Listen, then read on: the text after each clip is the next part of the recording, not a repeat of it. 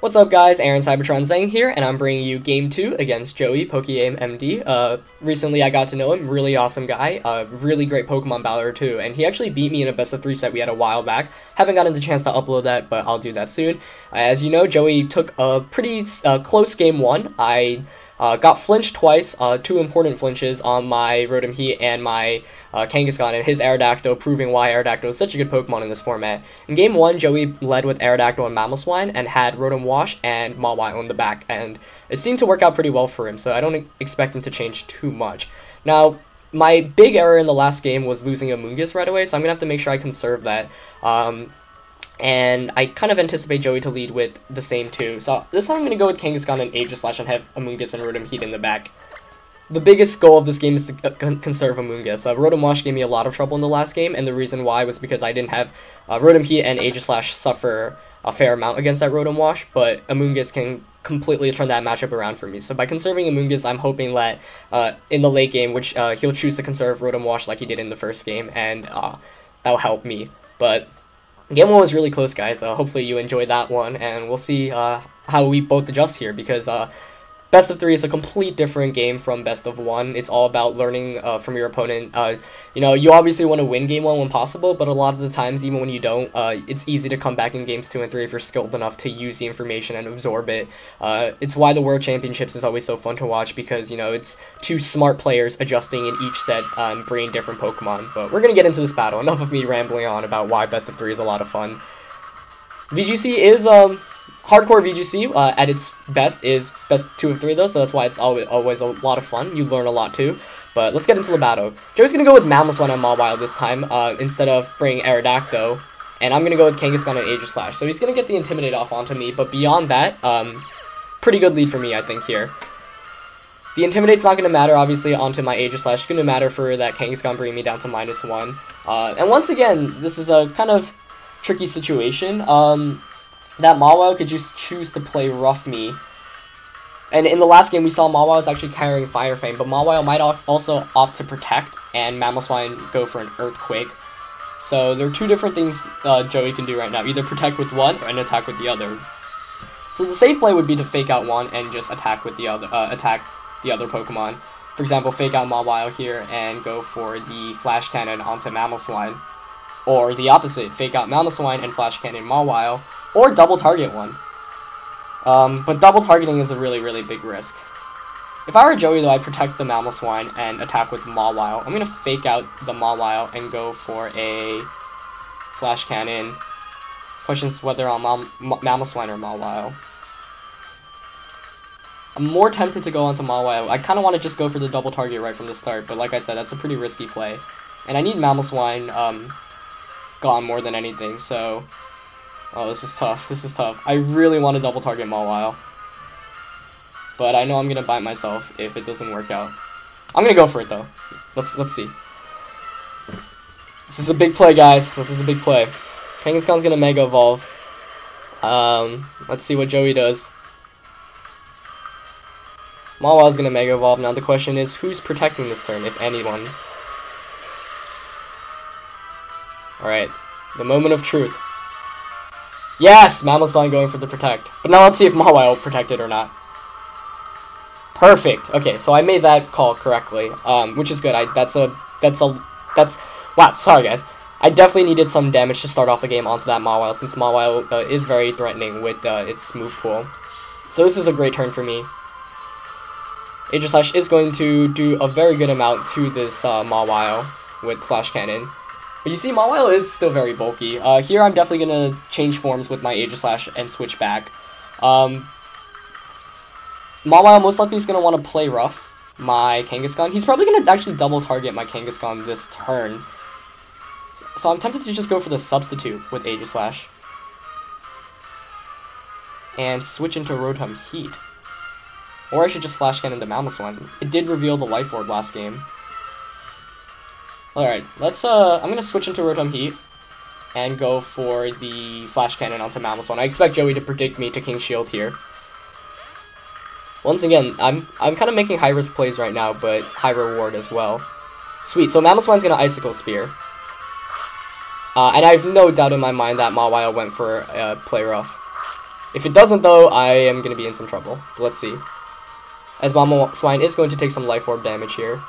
Yes! Mawile made the play rough. So I am making some pretty good plays to start off the game.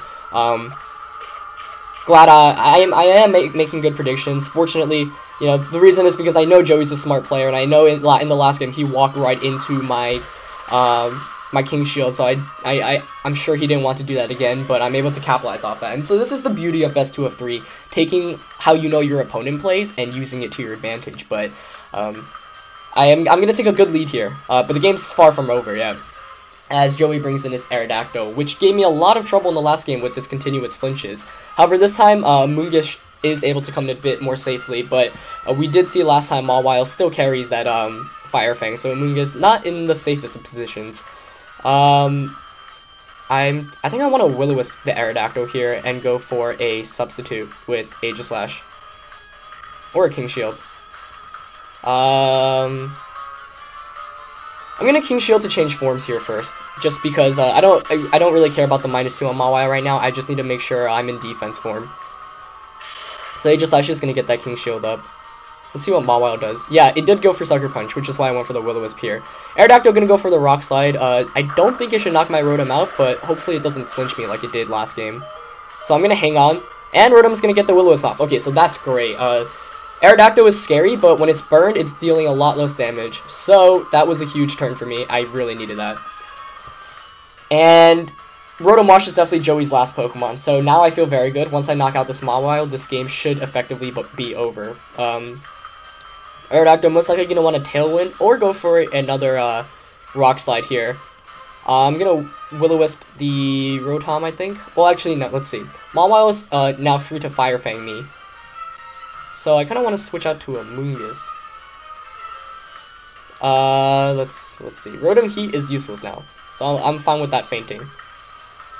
So I'm going, you know what, I'm just gonna Thunderbolt the Aerodactyl and Flash Cannon the, actually no, I'm gonna Thunderbolt Aerodactyl, Flash Cannon, Mawile.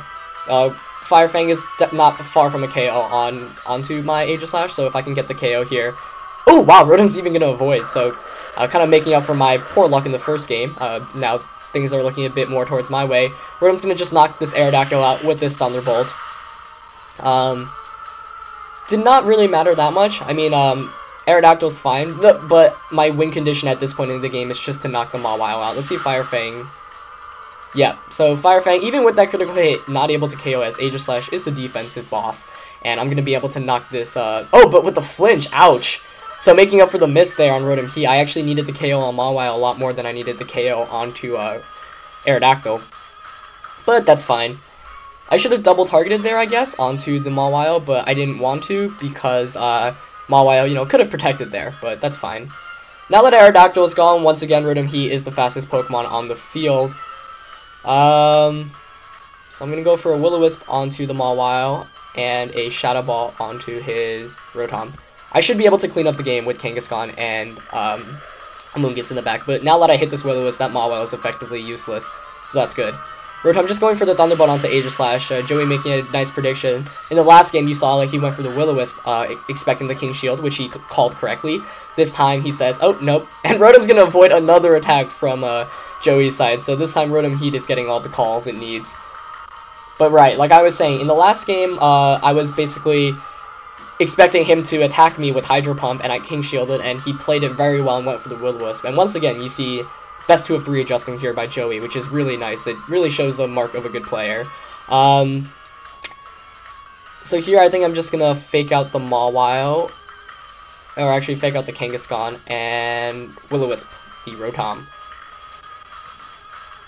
Amoonguss basically wins me this game at the point, but Rotom's actually going to go for the Protect. Okay. Did Mawile Protect too? Yeah, so Joey just trying to block my fake out here. Not going to matter too much, though, because that helps me more than it helps him, as his Mawile is just going to take more burn damage, and that's going to rack up. I'm going to be able to Power Up Punch it this following turn to KO it. So I'm going to go for the Will-O-Wisp onto Rotom, and the Power Up Punch onto Mawile.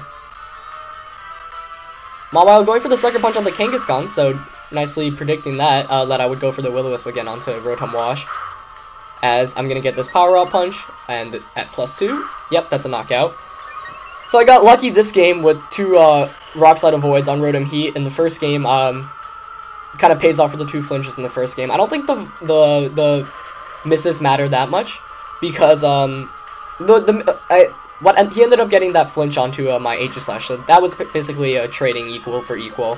Obviously, it helps me more than anything, and getting that knockout onto Aerodactyl was always good, because Aerodactyl is such an annoying Pokemon to deal with, but not as game-changing as I'd say the flinch onto my Kangaskhan in the first game, which completely swayed momentum, but in the first game, I let that luck happen. I shouldn't have allowed it, and that was my fault. So, one thing about luck in Pokemon VGC and Pokemon in general, sometimes you can control it in terms of allowing your opponent to make plays that really you can prevent them from making. So I got punished for that in the first game. The second game is going a lot better for me. And let's see if Rotom Heat can take the Rotom Wash out here with this Thunderbolt. It is, well, with a critical hit, as I was talking about luck. So that's a 3-0 for Aaron, me, I don't know why I said Aaron, against Joey in Game 2. So now the series is tied at 1-1. Game 1, close on his side. Game 2, I was able to turn things a bit around with the good prediction on the first 2 turns, and now we're going to finally go into Game 3. So like, comment, subscribe if you guys haven't already. This is a really fun game. Obviously, check out Game 1 if you haven't already, and I'll link you guys to Game 3 once that's up. Anyways, that's it for this battle, guys, and I'll see you in Game 3. Peace.